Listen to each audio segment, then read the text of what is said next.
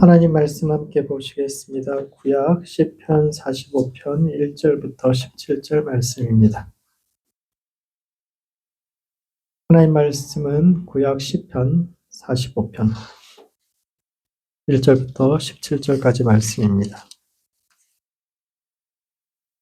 시편 45편 말씀을 한 절씩 교독하시겠습니다. 제가 먼저 읽겠습니다. 내 마음이 좋은 말로 왕을 위하여 지은 것을 말하리니 내 혀는 글솜씨가 뛰어난 서기관의 붓끝과 같도다. 왕은 사람들보다 아름다워 은혜를 입술에 머금으니 그러므로 하나님이 왕에게 영원히 복을 주시도다. 용사여 칼을 허리에 차고 왕의 영화와 위엄을 입으소서. 왕은 진리와 온유와 공의를 위하여 왕의 위엄을 세우시고 병거에 오르소서. 왕의 오른손이 왕에게 놀라운 일을 가르치리이다. 왕의 화살은 날카로워 왕의 원수의 염통을 뚫으니 만민이 왕의 앞에 엎드러지는도다. 하나님이여 주의 보좌는 영원하며 주의 나라의 규는 공평한 규이니이다. 왕은 정의를 사랑하고 악을 미워하시니 그러므로 하나님 곧 왕의 하나님이 즐거움의 기름을 왕에게 부어 왕의 동료들보다 뛰어나게 하셨나이다. 왕의 모든 옷은 모략과 침향과 육개의 향기가 있으며 상하궁에서 나오는 현악은 왕을 즐겁게 하도다. 왕이 가까이 하는 여인들 중에는 왕들의 딸이 있으며 왕후는 오빌의 금으로 꾸미고 왕의 오른쪽에 서도다. 딸이여 듣고 보고 귀를 기울일지어다. 내 백성과 내 아버지의 집을 잊어버릴지어다. 그리하면 왕이 내 아름다움을 사모하실지라. 그는 내 주인이시니 너는 그를 경배할지어다. 두로에 따른 예물을 드리고 백성 중 부한 자도 내 얼굴 보기를 원하리로다. 왕의 딸은 궁중에서 모든 영화를 누리니 그의 옷은 금으로 수놓았도다. 수놓은 옷을 입은 그는 왕께로 인도함을 받으며 시종하는 친구 처녀들도 왕께로 이끌려 갈 것이라. 그들은 기쁨과 즐거움으로 인도함을 받고 왕궁에 들어가리로다. 왕의 아들들은 왕의 조상들을 계승할 것이라. 왕이 그들로 온 세계의 군왕을 삼으리로다. 함께 읽겠습니다. 내가 왕의 이름을 만세에 기억하게 하리니 그러므로 만민이 왕을 영원히 찬양하리로다. 아멘. 시편 45편은 고라 자손이 남긴 12편의 시 중에 하나로서 왕의 결혼식에 바쳐진 헌시인데 이 말씀이 오늘을 살아가는 우리의 삶과 신앙이 던지는 의미가 무엇인지에 대해 함께 생각해 보는 시간을 갖도록 하겠습니다. 첫 번째, 우리 자신의 삶을 완성해 가야 합니다. 45편의 절반은 신랑을 위한 충고요. 그리고 나머지 절반은 신부를 향한 충고로 먼저 신랑은 용기를 가지고 정의를 사랑하고 악을 미워할 것을 이야기하고 있는데 이는 첫 번째, 이스라엘의 한 세대가 다음 세대에게 전하고자 하는 메시지가 요약되어 있습니다. 시편에는 왕과 관련된 시가 이제 9편 있습니다. 그를 통칭해서 이제 학문적으로 제왕시, 이 9편의 시가 제왕시, 왕에 관련된 시다 해서 이제 이렇게 이야기하고 있고, 그 중에서 유명한 시들이 이제 시편 2편, 이 대관식에 쓰이던 시편 2편이나 또 왕의 결혼식에 쓰이던 45편과 같은 시들인데, 이 시에서 왕은 진짜 왕을 의미하는 것이 아니라 모든 사람을 뜻합니다. 왕에 대해서 굉장히 축복하고 이렇게 이야기하니까 왕 뛰어납니다. 왕을 뭐 용비어천가처럼 찬양하고 이러려고 한 것이 아니라 성경에서 왕이라는 존재는 완전한 인간의 표상입니다. 우리는 왕하면 힘센 사람, 권력을 쥔 사람 이렇게 생각하지만 고대 사람들에게 왕은 도덕적으로 완전한 사람, 우리가 이루어가야 했던 완전해져야 할 사람 이런 표상으로서 참된 인간이 어떤 존재인지를 보여주는 인간의 대표자이기 때문에 왕을 위한 시는 곧 모든 사람을 위한 시로 우리가 어떤 사람이 되어야 하는가에 관한 시고, 따라서 이 시는 하나님의 백성에게 있어서 결혼이 어떤 것인가를 이제 전체적으로 설명하는 시입니다. 문화인류학에서는 통과 의례를 굉장히 중요하게 생각하는데, 통과 의례라는 게 각 문화권에서 아이가 태어날 때, 그리고 성인이 될 때, 그리고 결혼할 때, 또 죽을 때 어떤 의식들을 하는가, 그리고 그 의식에 담겨 있는 의미가 무엇인가 이런 것을 이제 중요하게 보는데, 이제 통과 의례가 그런 거죠. 삶의 한 단계에서 이제 애가 태어난다는 것은 저쪽 모르는 세상에서 이제 세상으로 엄마 뱃속에서 또 다른 세상으로 나온다는 것이고, 또 성인이 된다는 것은 아이들의 세계에서 어른들의 세계로 간다는 거고, 결혼한다는 것은 이제 부모를 떠나서 새로운 가정, 이게 이제 인생이 한 단계 성장한다는 의미이기도 하고, 이전과는 다른 새로운 공동체 속에 들어간다라는 의미인데, 이때마다 이제 각 문화권에서 굉장히 중요한 의식들을 해줍니다.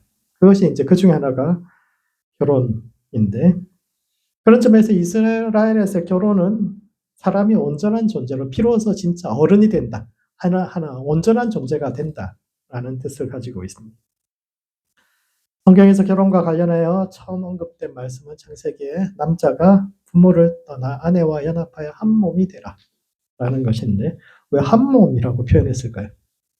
둘이 결혼해서 하나가 되라, 이 정도 이야기해도 될 것이고, 새로 가정을 꾸리라 라고 이야기해도 될 텐데, 왜 굳이 한 몸이라고 표현했을까요? 왜냐하면 옛날 사람들의 생각에, 고대 사람들의 생각에 남자와 여자가 원래 한 몸이었다라는 생각이 있기 때문입니다. 그리스를 비롯한 오랜 신화들 속에 따르면 원래는 남자와 여자가 한 몸으로 태어났는데 죄를 지어가지고 신이 화가 나서 반을 잘라가지고 하나는 반쪽은 남자가 되고 반쪽은 여자가 되었다라고 합니다. 그래서 사람은 평생 자신이 잃어버린 반쪽을 그리워하면서 찾아다니고, 그래서 결혼은 헤어졌던 그 반쪽이 만나서 둘이 하나 돼서 원래의 모습을 회복하는 것이라고 옛날 사람들은 생각했고, 그때 이제 진짜 사람이 되는 것이다 이렇게 생각을 했던 거예요. 고대인들에게 결혼은 낯선 남녀가 만나서 사랑하고 새로운 가정을 꾸리는 것이 아니라 헤어졌던 반쪽을 만나서 온전함을 회복되는 것이고, 이를 통해서 진짜 사람이 된다. 참된 사람이 된다. 라고 이야기하는데, 이것은 그 시대 사람들이 이상적으로 생각했던 사람은 홀로 산에서 돛 닦는 사람이 아니다라는 거예요. 우리가 어떻게 하면 완전한 사람이 될 수 있을까 생각했을 때, 고대 사람들은 사람은 혼자 완전해질 수 있는 존재가 아니라 공동체 속에서 여러 사람, 사회적인 존재이기 때문에 여러 사람과 주변 사람들과 얼마나 평화할 수 있는 것인가. 가정에서, 교회에서, 또 일터에서 여러 사람과 어떻게 하나가 되어 갈 것인가. 그것이 이제 사람이 성숙한 척도가 되는 것이고, 그것이 온전한 사람이 되어가는. 그래서 타인과의 연합을 통해서 사람이 완전해질 수 있다, 완성될 수 있다. 이것이 이제 고대인들이 추구하던 완전의 개념인데, 재미있는 것은 이스라엘에서 그 완전의 출발을 축하하는 시를 지은 사람이 고라 자손이라는 겁니다. 시편 45편 이 시는 어떻게 보면 주례사라고 할 수 있습니다. 고대 왕들의 결혼식에 주례자는 있는데 주례사는 없어요. 주례사는 누가 합니까? 인생을 먼저 살아봤던 좀 존경받는 그런 사람에게 부탁해서 이제 인생을 어떻게 살라, 새롭게 출발하는 부부에게 좀 충고 같은 것을 해달라 이렇게 부탁을 하잖아요. 그런데 왕한테 감히 충고할 사람이 있겠습니까? 왕이라는 것은 완전한 존재의 표상인데 그 사람한테 너 인생 이렇게 살아라 이렇게 이야기할 사람이 있겠습니까? 없죠. 없으니까 주례사 대신 헌시를 합니다. 아, 왕 너무 멋져요. 왕은 어떤 존재고 하면서 중간중간에 새로운 부부가 어떻게 살아야 하는가를 아름다운 문장 속에서 결혼 생활을 어떻게 해야 할지에 대한 메시지를 삽입하게 되는데, 이 역할을 맡았던 사람이 고라 자손. 근데 왜 그들이 왕의 결혼식에 바치는 헌시를 짓게 되었을까요? 고라 자손이 지난주에도 설명했다시피 고라 자손이 개인인지 아니면 여러 사람이 이 이름으로 활동했는지는 확실하지 않지만, 한 가지 분명한 것은 이 사람들은 조상들의 업을 짊어진 사람들이라는 겁니다. 고라라는 이름 자체가 이스라엘에서 굉장히 저주받은 이름이었기 때문에 이 저주받은 가문, 저주받은 이 가문의 이름을 바꾸기 위해서 우리가 새롭게 하나님의 백성이 될 수 있다. 실수하고 잘못했음에도 불구하고 우리가 다시 하나님의 백성이 이것을 이루어내기 위해서 수많은 대대로 이어지면서 하나님을 향한 신앙의 본질이 무엇인가 이렇게 추구했던 사람들이고, 가문에 내려오던 비난과 저주를 축복으로 바꾸기 위해서 살았던 사람들이 아마도 고라 자손들일 텐데, 그런 점에서 그들의 삶은 결코 평안한 삶이 아니었을 겁니다. 누구보다도 풍파가 많았던 삶, 사람들이 무시하겠죠. 똑바로 살 수 있겠어? 저 저주받은 가문인데 진짜 하나님의 쟤들은 고라가 그렇게 잘못했는데 왜 아직도 레위인 하고 있지? 성전에서 쫓아내야 되는 거 아닌가? 이런 이야기를 들으면서도 끊임없이 하나님 앞에 충성되게 살아서 결국은 그 평가를 바꾸었던 사람들인데, 누구보다도 많은 풍파를 겪었고 그랬던 이들이 새롭게 출발하는 젊은 부부에게 전하고자 하는, 그러니까 새롭게 출발하는 사람에게 전하고자 하는 메시지를 고라 자손에게 부탁해요.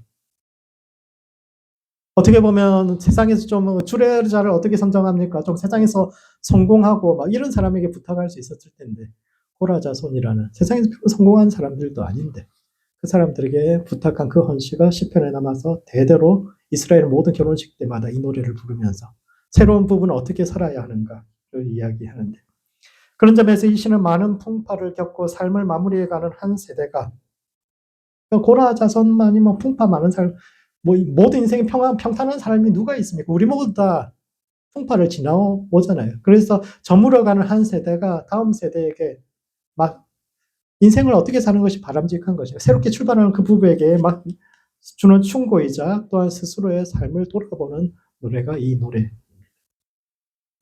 두 번째, 그래서 용기와 기준을 가지고 살아야 합니다. 45편의 전반부는 신랑을 향한 충고로서 3절에서 용사여 칼을 허리에 차고 영화와 위험을 입으라고 말하는데, 시편 기자가 신랑에게 주는 첫 번째 충고가 용기를 가지고 세상과 맞서라.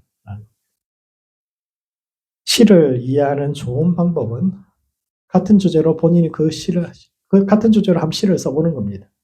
여러분이 만약 주례자라면 여러분의 사랑하는 자녀나 또는 손주, 손녀가 나중에 이제 결혼한다고 했을 때 그들 앞에서 인생을 돌아보면서 이렇게 사는 것이 좋겠다라고 주례사를 쓴다면 여러분은 어떤 말을 쓰겠어요? 그걸 가만히 생각해 보십시오. 내가 만약 내가 사랑하는 어떤 누군가의 결혼에 한마디 인생에 대한 충고를 남기고 싶다라면은 나는 어떤 말을 쓸까? 제가 유튜브에 어떤 숏을 보니까 90 먹은 할머니가 자기 손녀 앞에 앉아서 할머니 나한테 꼭 해주고 싶은 말이 있어. 그렇게 이야기하니까 딱 한 가지 이야기하더라고요. 문이 닫힐 때 창문이 열린다. 이게 딱 한 가지 해주고 싶은 이야기다. 살다 보면 진짜 문이 닫혀가지고 꼼짝 못하는 것 같은 그런 때가 있는데 잘 찾아보면 반드시 문이 닫히는 때 창문이 열리니까 꼭 포기하지 말고 살라고 그 이야기를 쭉 하는 것을 봤는데, 여러분은 어떤 이야기를 그렇게 하시겠습니까? 그런 점에서 나는 주례사를 하게 되면 어떤 이야기를 하게 될까 생각해 보니까 아마도 대부분 상대방을 이해하려고 노력하라 이런 이야기를 하지 않을까 생각합니다. 남편에게 너무 큰 걸 기대하지 마라. 남자는 커도 다 애니까 애 하나 더 키운다고 생각하고 그렇게 살라. 남자가 보는 여자와 여자가 보는 남자가 인생의 관점이 다르니까 서로를 이해하고 배려하는 것이, 제가 들어본 많은 주례사들도 그런 내용들이었던 것 같아요. 서로를 이해하고 배려하는 것이 좋은 행복한 결혼의 열쇠다 이런 이야기들을 많이 들어봤던 것 같은데, 고라는 행복한 결혼은 각자에게 주어진 역할을 피하지 않는 것. 즉 남자는 남자답고 여자는 여자다울 때, 그리고 그럴 때 이루어질 수 있는데, 그런 점에서 남자에게 필요한 것은 용기를 잃지 않고 계속 앞으로 나아가는 것이다. 이렇게 이야기해요. 3절에서 용사여 칼을 차라는 말은 세상에서 물러서지 말라 이런 이야기로 이제 정말 하고 싶은 이야기예요. 세상에서 물러나지 마라. 세상은 강자에게 약하고 약자에게는 강하기 때문에, 세상은 자신을 무서워하는 자들을 끝까지 쫓아오면서 괴롭히지만, 한없이 잔인하지만 강하게 자신을 맞서는 자에게 길을 열어주는 것이 인생이기 때문에 물러서지 말고 앞으로 나아가라 라는 이야기를 하고, 4절에서는 왕이 병거에 오르면 왕의 오른손이 놀라운 일을 가르쳐준다고 이야기하는데, 이것은 만약 네가 싸우기로 결심하면 너의 오른손이 얼마나 강한지 너는 알게 될 것이다 이런 이야기. 지금도 그렇지만 고대 사회에서 결혼을 되게 10대 중후반에 하는데, 10대 중후반에 어떤 나이입니까? 사회생활 시작한 지 얼마 되지 않았을 때고 부모를 떠나 독립하기는 했지만 한 사람의 성인으로 오롯이 서기에는 부족한 때이고, 또 따라서 세상에 주눅들고 물러설 일이 많을 때이죠. 그때는 지금이나 결혼할 나이에 사람들 대부분 그런 때입니다. 세상이 무서울 때죠. 세상의 무서움을 처음 경험할 때인데, 시편 기자는 그런 이들에게 병거에 오르라고, 전쟁에 나가듯이 용감히 세상과 맞서 싸우라고, 그러면 너의 오른손이 얼마나 강한지 너는 알게 될 거라고 이렇게 이야기합니다. 역사를 돌아보며 세상을 변화시킨 것은 언제나 노인들의 지혜가 아니라 젊은이들의 패기였던 것을 보게 됩니다.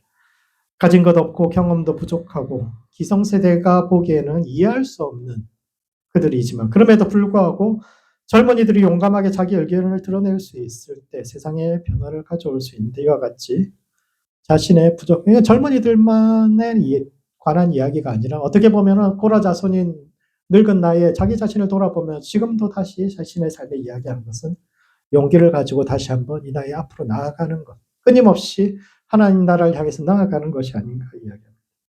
언제나 스스로 돌아볼 때 자신은 부족한 존재이고 세상은 큰 존재이지만 그때 자기에게 없는 것을 돌아보지 말고 지금 내게 있는 것, 젊음과 부족하기 때문에 내가 부족하기 때문에 앞으로 나아가고자 하는 그 향상심인 이런 것을 자기 자산으로 삼아서 앞으로 나아가야 한다라는 것을 이야기하고 또한 신랑은 바른 기준을 가지고 살아야 합니다. 실제로 왕은 정의를 사랑하고 악을 미워하시나니 하나님이 그를 뛰어나게 하신다고 하는데 이것은 세상 방식 따라가지 말고 하나님의 기준을 따라 살라 이런 이야기죠. 아마 이 메시지 때문에 사람들이 고라 자손에게 이 헌신을 부탁했을 것 같습니다. 고라 자손은 남들보다 성공한 이들이 아닙니다. 그 시대에 그들보다 뛰어난 가문이 훨씬 많죠. 대를 이어서 정말 뛰어난 명문 가문들이 많고 그 중에 뛰어난 대신들도 많은데 그 사람들에게 부탁하지 않고 고라 자손에게 부탁합니다. 왜냐하면 그들은 자신들에게 주어진 업을 피하지 않았고 조상들로부터 내려오는 그 업을 피하지 않고 그것과 맞서 싸워서 그것을 변화시킨 사람들이기 때문이죠. 인생은 무에서 시작하는 것이 아니라 조상들로부터 내려오는 업과 한계에서부터 시작합니다. 태어날 때 어떤 숟가락을 물고 태어났느냐 지금도 이야기하다시피 어떤 가문에서 어떤 집안에서 태어나고 어떤 부모를 만나느냐에 따라서 인생의 출발선이 다 다른데 그런 점에서 고라 자손의 출발점은 완전히 보통 사람보다 훨씬 뒤에서 출발했죠. 그들은 누구보다도 많은 삶의 풍파를 겪으면서 인생이 마음대로 되지 않는다라는 것을 잘 아는 이들인데 그런 이들이 왕의 결혼식에 헌신을 바친 이들로 선정된 이유는 삶은 다른 사람들이 평가하는 것이 아니라 스스로 평가하는 것이요. 남들과 비교하지 말고 오는 길을 걷다 보면 감당할 수 없는 폭풍이 치는 시간도 있겠지만 하나님을 바라보고 견디다 보면 언젠가 마침내 하나님으로부터 인정받게 되는 시간이 온다라는 것을 그래서 그것을 하나님만 바라보면서 인생을 걸어가라 이 이야기를 하고 싶어서 이들에게 이 시를 맡긴 것이 아닌가 생각하는데 그러므로 스스로의 삶을 완성해가는 성도들 되시기 바랍니다. 지금 우리가 서 있는 이곳 즉 가정과 교회와 일터가 하나님께서 우리를 부르시고 연단하여 삶을 완성해 가는 곳인데 용기를 가지고 당당히 인생과 맞서며 바른 기준을 가지고 스스로의 삶을 완성해 가는 성도들 되시기 바랍니다. 두 번째, 스스로의 아름다움을 발전시켜야 합니다. 45편의 후반부는 신부를 위한 충고인데 과거를 잊고 스스로의 아름다움을 발전시키며 더 나은 자손을 남길 이 세 가지를 당부하고 있는데 이는 첫 번째, 생각을 바꾸어야 합니다. 신부에게 주는 충고가 세 가지인데 먼저 백성과 아버지의 집을 잊어라 라는 겁니다. 옛날 일 잊어버려라. 이게 이제 첫 번째 충고입니다. 결혼식은 인생에서 가장 행복한 시간이지만 또한 기대와 우려가 공존하는 시간이죠. 새롭게 이제 내가 만날 시집에 대한 생각, 새롭게 만날 사람들, 새롭게 만날 공동체에 대한 기대와 더불어 우려가 공존하는 순간인데 시편 기자는 모든 것이 좋을 것이다 라는 희망의 말보다는 먼저 떠나온 백성과 아버지의 집을 잊어라 이 이야기로 시작합니다. 이 시의 주인공은 아마도 두로에서 시집 온 공주인 것 같습니다. 읽다 보면 두로의 여인들아 이런 이야기가 나오는 걸로 봐서 쭉 그런 것 같은데 두로 공주라면 뭐 이방의 공주잖아요. 공주면 뭐 집안에서 부족한 것 없이 살던 그런 사람인데 낯선 땅에 와서 낯선 사람들 사이에서 새롭게 관계 맺어야 하는데 여성으로서 굉장히 두려운 상황이죠. 사람에게 가장 두려운 것이 자기가 통제할 수 없는 어떤 상황 속에 혼자 던져지는 것인데 여성의 결혼이 그런 상황인 거죠. 지금은 그래도 연애 결혼이라도 해서 뭐 남자가 어떤지 어느 정도는 알고 결혼을 하지만 옛날엔 다 중매잖아요. 남편 얼굴도 못 보고 그냥 뭐 결혼을 하게 되는데 이 사람 기대보다는 두려움이 훨씬 크죠. 모든 사람이 새 신부의 일거수일투족에 관심을 기울일 뿐만 아니라 결혼 초기의 주도권을 잡기 위해서 기싸움을 하죠. 부부 사이에서도 또 시댁 사이에서도 어떤 집단에서든 사람이 첫인상 처음 어떻게 자리매김하느냐에 따라서 그 사람의 향후 뭐 대우가 달라지니까 처음에 어떻게 잘 보여야 하나 아니면 좀 더 강하게 나 이런 기싸움이 있는 그런 상황인데 그 앞에서 시편 기자는 과거를 잊어라 이야기합니다. 비교하지 말고 현실을 바라보라 라는 것인데 이게 뭐 꼭 신부에게만 해당되는 이야기입니까? 지금도 우리에게도 해당되는 이야기. 결혼은 중요한 통과 의례 중 하나요. 돌아갈 수 없잖아요. 아버지 집으로 돌아갈 겁니까? 마음에 안 든다고? 인생에서 우리가 돌아갈 수 있습니까? 여기까지 왔는데 새롭게 시작할 수 없잖아요. 통과 의례는 지나가야 하는 겁니다. 지나가야 해요. 인생의 새로운 단계로 지나가기 위해서 가장 먼저 필요한 것은 지나온 그 과거에 대해서 그 부모의 집에 남자가 부모를 떠나야 되는 거예요. 여성도 부모를 떠나야 돼요. 그래서 어려움이 닥칠 때 뒤를 돌아보지 않는 것.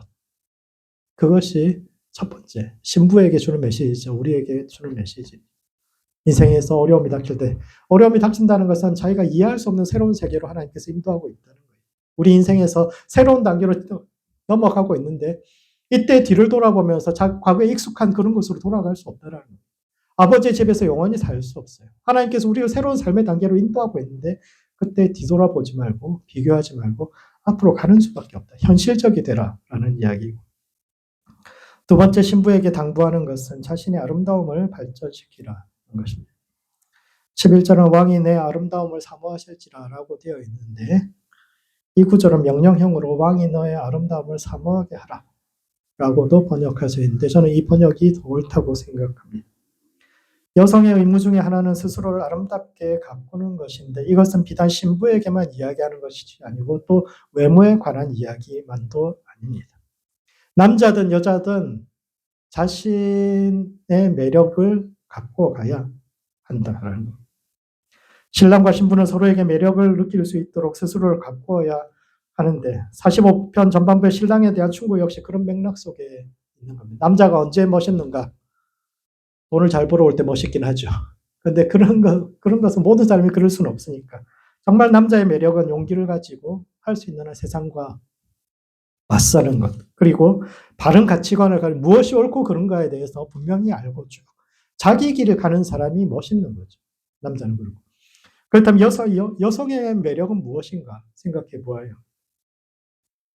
현존하는 아름답다는 의미가 무엇일까 생각해 보면 현존하는 가장 오래된 한국 문헌 중에 하나가 이제 석보상절인데 그것에서 아름답다를 어떻게 표현하느냐면 아답다라고 이제 기록하고 있습니다. 아답다라는 것은 한자 아를 써서 나답다, 나다운 것이 아름다운 것이다 라고 이야기하고 사람은 자기다울 때 아름다울 수 있습니다. 또 다른 해석으로 아름다움을 해석한 사전 중에 한 가지는 아름답다는 것은 알움답다라는 단어에서부터 왔다고도 하는데 이제 아리가 이제 태양을 뜻하고 um은 돋다, 새싹이 트다 이런 의미이기 때문에 자기 안에 있는 스스로 속에 갖고 있는 씨앗이 싹 튼다는 말로 참된 나를 발견하는 깨달음으로부터 이르는 아름답다는 것이 우리가 생각할 때 겉모양이 예쁘다 이렇게 생각하는데 원래 전통적인 한국의 역사 속에서 아름답다라는 것은 깨달음과 관련된 단어입니다. 자기가 어떤 존재인지를 깨달은 사람, 내가 어떤 존재인지 그리고 그래서 자기답게 살아가는 그 사람이 아름답다라고 이야기해야 되는데 그런 점에서 자기가 어떤 존재인지 그것을 잘 찾아야 아름다워질 수 있습니다. 여성에게 있어서 결혼은 자기를 잃어가는 과정이죠.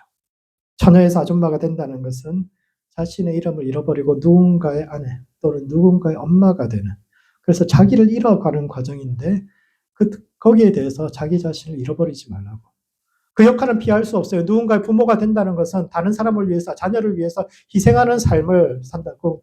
자기를 찾아야 된다고 해가지고 뭐 그 관계를 다 끊고 뭐 나는 내가 어떤 존재인지 알아보겠다. 그래서 뭐 욜로 한 번 사는 세상 내 마음대로 살겠다. 내가 누군지 찾아. 그런 의미가 아니라 자기에게 주어진 그 역할은 받아들이지만 그럼에도 불구하고 내가 어떤 존재인가. 그것을 잊지 않고 그것을 찾는 것을 잊지 않고 잡고 그 질문을 계속하면서 나는 누구인가.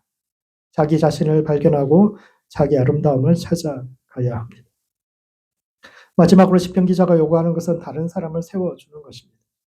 시편 기자는 남편은 내 주인이니 너는 그를 경배하라고 했는데 것은 뭐 문자적으로 엎드려서 절한다라는 뜻입니다. 신하가 왕 앞에 엎드리듯이 종이 주인 앞에 엎드리듯이 엎드린다는 뜻인데 이것은 여성에게만 복종을 강요하는 것이 아니라 신랑과 신부 모두가 서로에게 엎드릴 수 있어야 한다라는 겁니다. 왕에 관한 시 자체가 완전한 인간이란 어떤 존재인가, 우리가 인생을 완성해 가는 것이 어떤 것인가에 대한 이야기인데 완전한 인간은 누군가에게 절할 수 있는 인간이다라고 이야기하는 겁니다. 좋은 부부는 서로를 인정해서 서로의 발을 씻길 뿐만 아니라 서로에게 엎드릴 수 있는 이들인데 이게 결코 쉬운 문제가 아니죠. 사람이 사람에게 진심으로 절할 수 있을까요? 실체를 알 수 없는 멀리 있는 사람이라면 그럴 수 있습니다. 그런데 볼 걸 못 볼 걸 다 보고 함께 살아가는 그 가족에게 엎드릴 수 있다라는 것은 만약 그렇다라면 그것은 절을 받는 사람이 뛰어나서가 아니라 절을 하는 사람의 영성이 뛰어난 거라고 저는 생각합니다. 그런 점에서 서로에게 절하라는 것은 세상과는 다르게 살라는 겁니다.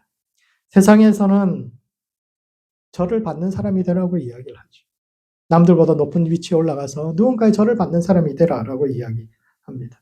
심지어 부부간에도 주도권을 잡기 위해서 기싸움을 해야 한다고 말하지만 오히려 이 시편은 하나님의 백성은 오히려 서로를 높이고 서로에게 절하고 그것을 이상으로 삼아야 한다. 그래야 삶이 편해진다라는 그것이 인생을 완성해 가는 길이다라고 이야기하는 겁니다. 마지막으로 나보다 더 나은 세대를 위해 그리고 우리가 살아온 세상보다 더 나은 세상을 물려주기 위해서 기도해야 합니다. 이 시편의 마지막 마지막 결론은 왕이 많은 자녀를 낳고 그들을 세상의 군왕으로 삼는 것이라고 이야기하는데 그것은 이 이야기는 뭐 당신의 후손이 당신보다 훨씬 더 나아지기를 축복합니다. 이런 의미입니다. 자식들이 세상의 군왕이 된다는 것은 어떤 의미입니까?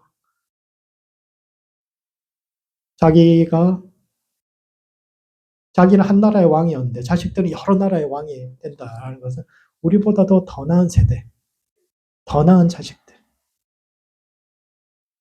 그것을 위해서 기도하고 있죠. 어떤 인생이 진짜 성공한 인생입니까? 고라 자손이 말하는 성공한 인생의 두 가지 표준, 한 가지는 연합입니다. 주변 사람들과 잘 연합, 부부 사이에 또 공동체 속에서 다른 사람들과 잘 연합할 수 있는 평화로운 샬롬의 관계를 가질 수 있는 이런 사람이 성공한 인생이다라고 이야기하고 또 한 가지 기준은 우리보다 더 나은 세대를 남겼던가. 우리가 오기 전보다 더 나은 세상을 남겨주고 가는 것. 그것이 성공한 인생의 잣대라고 이야기하는 것인데 어떻게 자식들이 우리보다 더 나은 존재가 될 수 있을까요? 자식 농사만큼 마음대로 되는 게 없잖아요. 자식 농사만큼 제대로 되는 것도 없고 또 아무리 자식이 잘나도 부모 눈에는 늘 부족한 것이 보입니다. 아마 자식이 60이 넘어도 밖에 나갈 때 차 조심하라는 이야기를 하게 될 거예요. 자식은 언제나 부족하고 언제나 자식 농사만큼 마음대로 되는 것이 없는데 시편 기자가 이것을 성공한 삶의 마지막 기준으로 제시하고 있는 것은 인생의 성공은 우리의 능력이나 노력에 달린 것이 아니라 기도에 달려 있다라는 것을 말하는 것 같습니다. 참된 삶의 완성은 예나 지금이나 자식 농사는 뭐 마음대로 안 돼요. 그럼에도 불구하고 더 나은 자식들을 위해서, 더 나은 세대를 위해서 기도하라는 것은 참된 삶의 완성은 하나님께서 주시는 것이 우리가 할 수 있는 것은 그 마지막 하나의 퍼즐은 그냥 우리가 기도하는 것, 비는 것밖에 없다라는 것을 이야기하고 있는데, 그러므로 삶의 완성을 위해서 기도하는 성도들 되시기 바랍니다. 남들보다 높아지고 성공하는 것을 기준으로 삼는 것이 아니라 삶의 한계를 받아들이되 그 속에서도 자신의 아름다움을 꽃피우며 또 누군가를 위한 디딤돌이 되어 줌으로써 내가 오기 전보다 더 나은 세상과 세대를 남기는 성공한 인생을 사는 모든 성도들 되시기 바랍니다. 말씀을 정리하겠습니다. 시편 45편은 왕의 결혼식에 바쳐진 고라 자손의 헌시로 고대 이스라엘 사람들이 생각하던 성공적인 인생이 어떤 것인지를 이야기하고 있는데, 첫 번째, 삶을 완성해 가야 합니다. 사람은 홀로 완성될 수 있는 존재가 아니라 타인과 연합하고 평화를 이룸으로써 완성될 수 있는데, 용기와 바른 기준을 가지고 삶을 마주보며 서로의 삶을 완성시켜주는, 내 자신의 인생을 완성시키려고 그러면 답이 없어요. 그런데 누군가의 삶을 완성시켜 주려고 이야기하는, 누군가와 함께 무언가를 완성시켜 주려고, 그때 내 인생의 완성이 온다라는 것인데, 서로의 삶을 완성시켜 주는 모든 성도들 되시기 바랍니다. 두 번째, 스스로의 아름다움을 발전시켜 가야 합니다. 여성에게 있어서 결혼은 이름과 존재를 잃어가는 과정인데, 그건 남자에게도 마찬가지입니다. 나이 들고 점점 세상에서 시간이 지나갈수록 점점 존재감을 잃어가는 거죠. 우리 모두 다 인생의 어떤 정점을 지나서 내려가면서 점점 이름을 잃어가는 그런 과정인데, 그 속에서 과거를 돌아보지 말고 내가 어떤 사람인데 이런 말 하지 말고 자기다움이 어떤 것인지를 발견하고, 이 내리막길을 가는 속에서 정말 내가 어떤 존재인가에 대해서 발견하고 누군가의 위에 서기보다 디딤돌이 되어줌으로써 함께 완성되어가는 모든 성도들 되시기 바랍니다. 기도하시겠습니다. 기도하실 때는 자기다움을 발전시켜가는 성도 될 수 있도록 자신을 위해서 기도합시다. 이름과 존재를 잃어가는 세상 속에서 내가 어떤 존재인지, 나다운 것이 어떤 것인지를 고민하고 과거를 돌아보지 말고 누군가의 디딤돌이 됨으로써 참된 아름다운 사람이 되어가는 성도 될 수 있도록 자신을 위해서 기도하시고, 두 번째 기도하실 때는 함께 삶을 완성해가는 교회 될 수 있도록 서로를 위해서 기도합시다. 공동체 안에서 다른 사람들과 연합하고 평화를 이룸으로써 함께 완성되어가는 교회, 우리보다 더 나은 세대와 세상을 남기고 가는 교회 될 수 있도록 서로를 위해서 함께 기도하시겠습니다.